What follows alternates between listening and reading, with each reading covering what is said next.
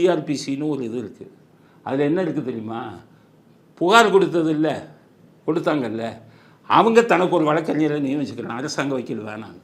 302 சிஆர்பிசியில் நான் 2 வழக்கில் போலீஸ்லேருந்து ஃபைலையே வாங்கிட்டேன். நாங்கள் நடத்திக்கிறோம். எல்லோரும் இது மாதிரி பண்ணுங்கள், நியாயம் கிடைக்கும். ஏன்னா நீங்கள் பாதிக்கப்பட்டவங்கன்னு வைங்க, உங்கள் வழக்கறிஞர் வந்தால் தானே உங்களுக்கு ஒழுங்காக கேஸை நடத்துவார். அரசு வழக்கறிஞர்னா ஆட்சியில் இருக்கிறவனுக்கு வேண்டி என்றால் அந்த கவுத்திடுவான்ல. அது சட்டத்தில் இருக்கிற மிகப்பெரிய குறை.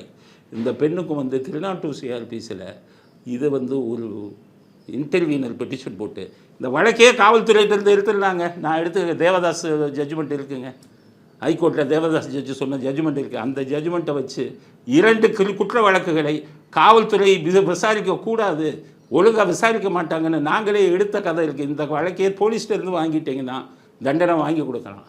காவல்துறையிட்ட கொடுத்தா இந்தவங்க ஆளுங்கட்சி இருக்கிறவரை தண்டனை கிடைக்காது, விடுதலை ஆகிவிடும். அப்படிங்கிறது தான் என்னுடைய கருத்து. பொறுத்திருந்து பார்க்கலாம். விசாரணை சரியான கோணத்தில் செல்ல வேண்டும், பாதிக்கப்பட்டவர்களுக்கு நியாயம் கிடைக்க வேண்டும் என்பதுதான் அனைவருடைய விருப்பமாக இருக்கிறது. நன்றி உங்களுடைய கருத்துக்களுக்கு.